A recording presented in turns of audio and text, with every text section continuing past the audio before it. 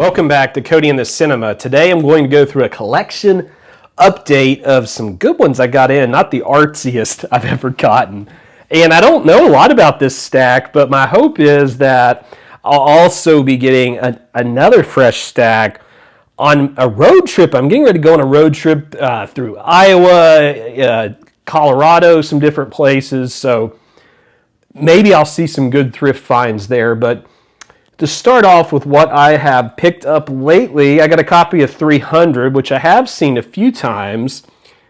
This is based on the graphic novel, and it's about the stand of the 300 Spartans, not even close to realistic. I believe, don't they have like the spray? Yeah, the spray tanned on ab. Sprayed on, tanned on abs. You know what I'm trying to say.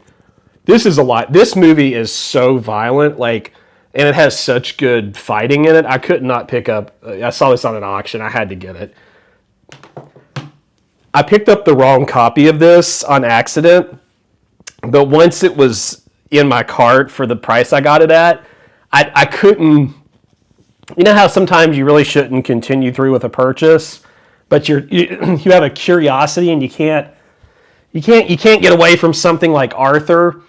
With Helen Mirren, Russell Brand, I know he's kind of interesting now, but Jennifer Garner.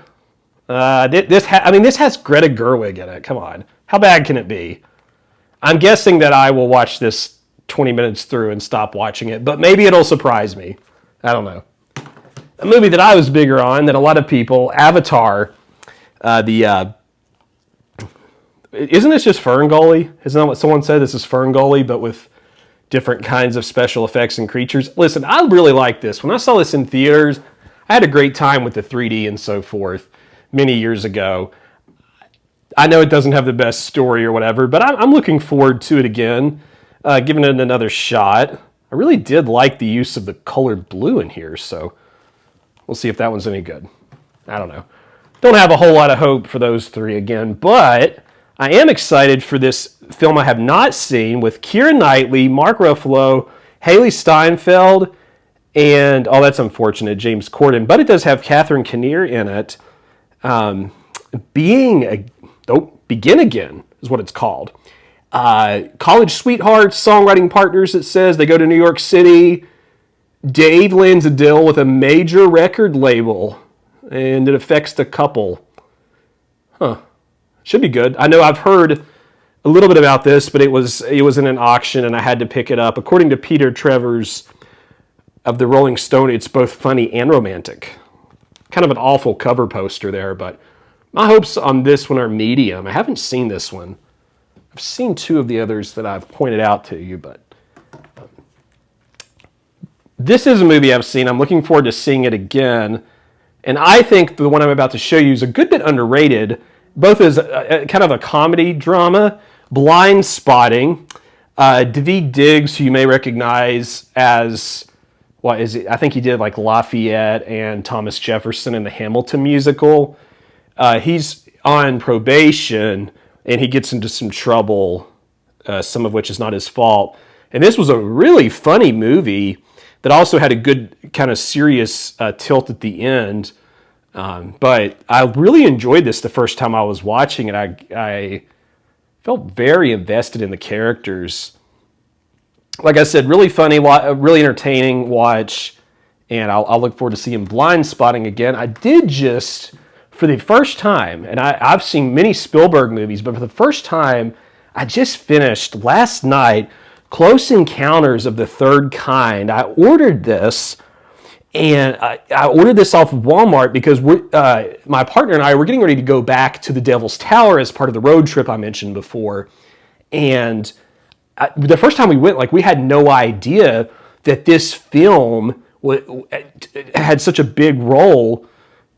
The Devil's Tower had such a big role in this film, and that this film used that as a major plot device. I knew it obviously from the cover, if you know anything about the monument, the spaceship landing over it. But even when I was watching the film, because it had so much use of that monument, the characters dream about it, they see it, they draw it, And it's sort of a positive, uplifting science fiction alien movie, but very glad to have this in my collection. I believe we watched the director's cut, and this particular version includes theatrical, special, and director's cut. So I kind of want to see all three of it, but this is a really neat little pretty movie. Good use of color, and the way that the characters interact with the aliens with music, it's really good stuff. I know this is getting a re-release in theaters in July, and so I may do a video on it then and see it again, but I was really happy that I got this. Also, it has the director of the 400 Blows as a supporting character in here. I think I have. Yeah. The guy who directed this, so I don't butcher his name, the guy who directed the 400 Blows, I think is one of the characters in this. So that'll be a good one to have for multiple showings in the future. Now, I have not seen this in a very long time, but I remember being a big fan of it. Dallas Buyers Club, where Matthew McConaughey's character becomes HIV positive, and he has to deal with that. And I know this, Jennifer Garner's in it. Yeah, I remember really taking to his performance and sort of the aesthetic of it. I love Western-related stuff, so that'll be a fun watch to see again. Westerns.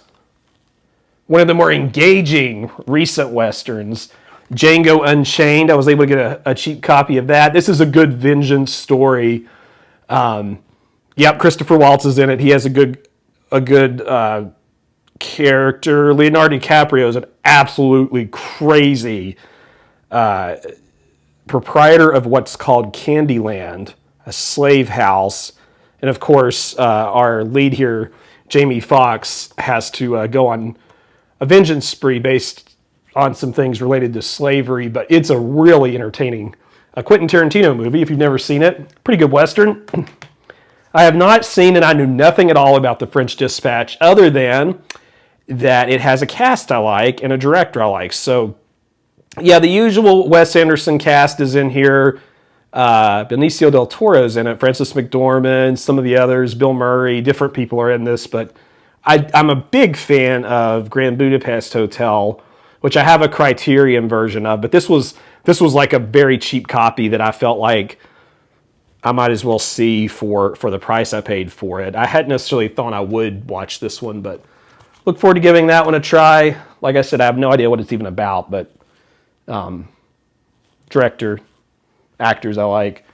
And something I didn't even know existed and recently was able to get my hands on was a digibook copy of Full Metal Jacket. And what a movie, huh? Lee Ermey's great. He's the drill sergeant in this one, and he yells all kinds of obscenities at one of the characters. Of course, it has one of the most dramatic, powerful anti-war messages that takes place in a bathroom during military training anywhere. And then there's like this second part of the movie that's not necessarily as engaging as the first, but Stanley Kubrick, it's a great one you have to see. And the digipack in this is so cool because it has just all these like neat pieces of photography. And I haven't even read all this yet, but just I don't know. Maybe digipacks should make a comeback. I don't know. All right, The Last Samurai. I had this was a pickup that I got it for cheap as well. That I didn't know I'll ever actually watch this. But Tom Cruise is he's a Civil War hero, and he comes to Japan, and he's supposed to be fighting these samurai, and instead he joins their cause. And that's about all I know about this one. But so it got 2 thumbs up from Ebert and Roper. Interesting. Looking at the back of this, Hans Zimmer did the music. Nice. Well, I think I'll probably enjoy that one. And one more that I picked up, a steelbook of The Raid Redemption.